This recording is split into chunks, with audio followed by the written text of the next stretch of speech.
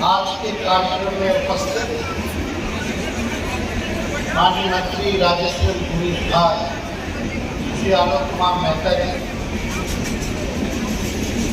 सारण जिला के प्रभारी मंत्री भाई सुमन कुमार सिंह, माननीय मंत्री एकता का सबसे पहले हम अभिनंदन करते हैं और इस काम पे बताएं कि क्या काम हो रहा है। तो हम आप सब लोगों से यही कहना चाहते हैं, महागठबंधन की सरकार नीतीश कुमार जी के नेतृत्व में जो बनी है, आदरणीय लालू जी का जो आशीर्वाद है, और लोग सब लोग मिलकर के जो समाज में अंतिम पैदान पे खड़ा जो समाज, जो बैक बेंचर ऑफ सोसाइटी है, उस गरीब परिवार को हम लोगों को मुख्य धारा में लाने का काम करना है। और एक साल से कुछ ही महीने आगे हुआ है, लगभग 1.5 साल होने जा रहा है और इस सरकार ने ऐतिहासिक निर्णय लिए जो कि देश में किसी भी राज्य सरकारों ने निर्णय नहीं लिया।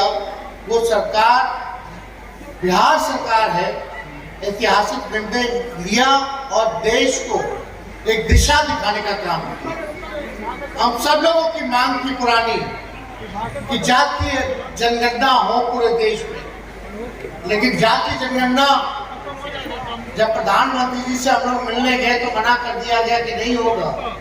उसके बाद हम लोगों ने निर्णय किया कि जाति आधारित गणना हम लोग बिहार में कराएंगे, यानी कास्ट पे सर्वे जो है वो कराने का काम करेंगे। आज के माहौल में कहीं भी अगर विकास की बात आए तो हम लोगों को मानना है कि विकास जो है समाज में जो अंतिम व्यक्ति जो खड़ा है उस तक पहुंचे।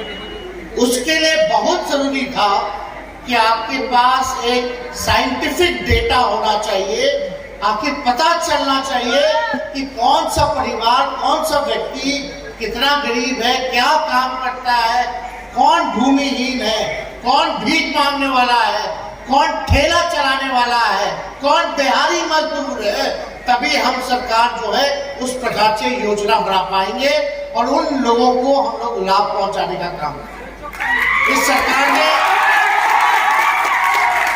कास्ट पे सर्वे कराया, उसमें पता चल गया कि भाई 94 लाख परिवार बिहार में गरीबी रेखा के नीचे है, यानी जिसका आमदनी आय 6,000 से कम है उसको गरीबी रेखा के नीचे हम लोगों ने रखने का काम किया। यानी 94 लाख परिवार ऐसा है जो गरीब है, जिसका आय 6,000 से कम पाया जाता है।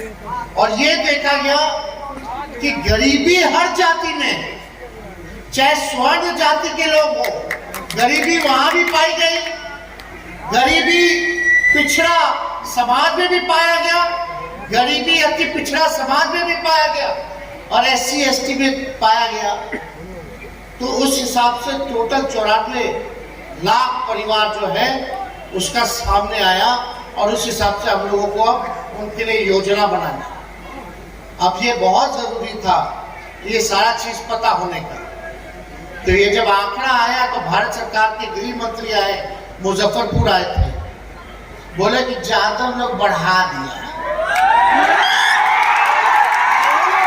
मेन मकसद था काम करने का कि भाई गरीब कौन है, और हम लोग का शुरू से ही मानना था कि गरीबी हर जाति में, और हमको गरीबी से उभारना है तो हमको चिन्हित करना पड़ेगा भाई कौन सा परिवार गरीब है, उनके लिए कल्याणकारी योजना लाए, क्योंकि ये सरकार सामाजिक न्याय के साथ साथ आर्थिक न्याय देने वाली भी सरकार है।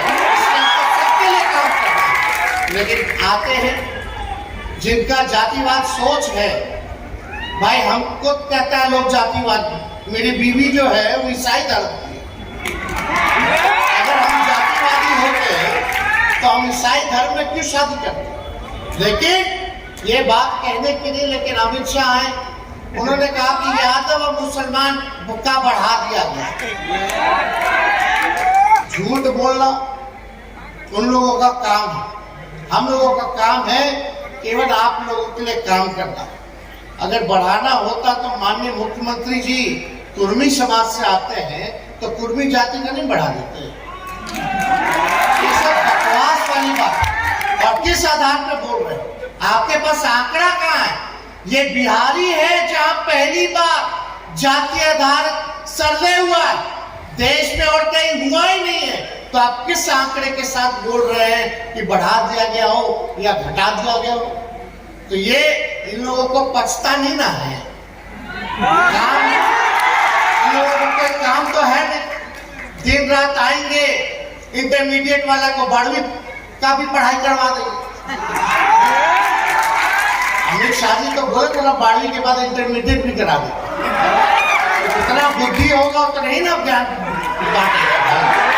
ज्यादा कुछ हमको कहना नहीं, लेकिन हम लोग सब लोग ने ये निर्णय लिया कैबिनेट ने, जब आबादी बढ़ी है जिसकी, उसको उसी हिसाब से हिस्सेदारी मिलनी चाहिए।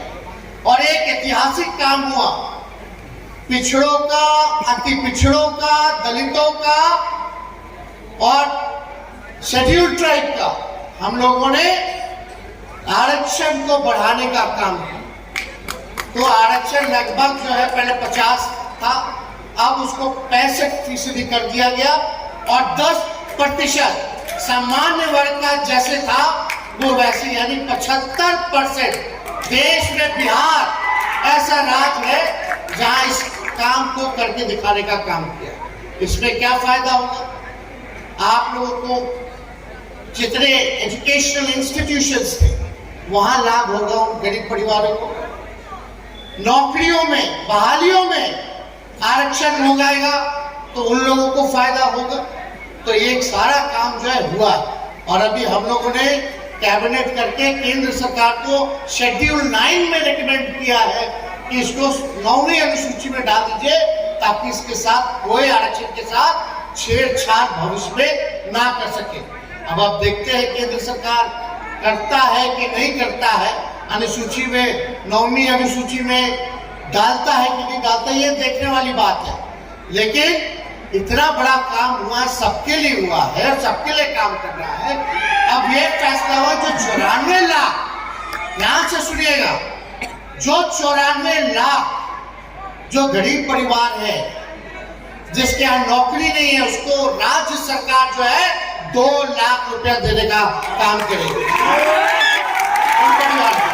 और यही नहीं, जिसके पास अपना जमीन नहीं है, जिसके पास अपना जमीन नहीं है, उसको जमीन खरीदने के लिए 1 लाख रुपया देने का काम। और घर बनवाने के लिए, जमीन है, घर नहीं है, पक्का झोपड़ी में रहते हैं लोग, वैसे लोगों को 1,20,000 का मदद करेगी ताकि वो अपना कमरा पक्का बना। कुछ लोग तो कह रहे थे कि 22 में पक्का मकान पूरे देश में बन जाए। जरा पूछिए 22 तक बना कि नहीं बना। हम लोगों ने तो सर्वे कराया तो इतना परिवार गरीब रहा।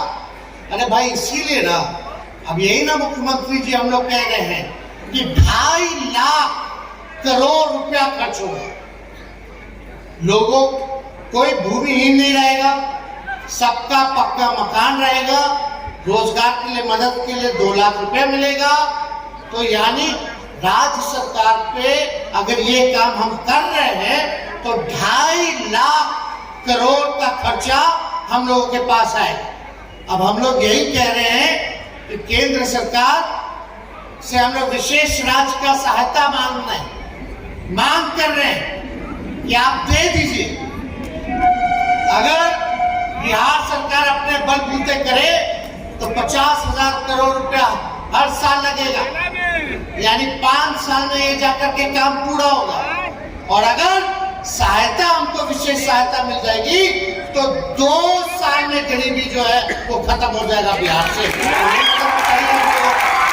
तो इस काम में हम लोग चाहते लगे, लेकिन जो भी योजना होता है केंद्र सरकार का, पहले होता था 90:10, 90% वो अपने योजना का देते थे, 10% राज्य सरकारें देती थी।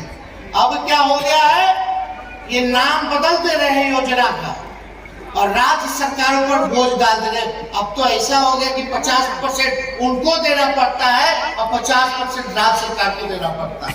तो हम लोग तो यही कह रहे हैं कि जो राज्य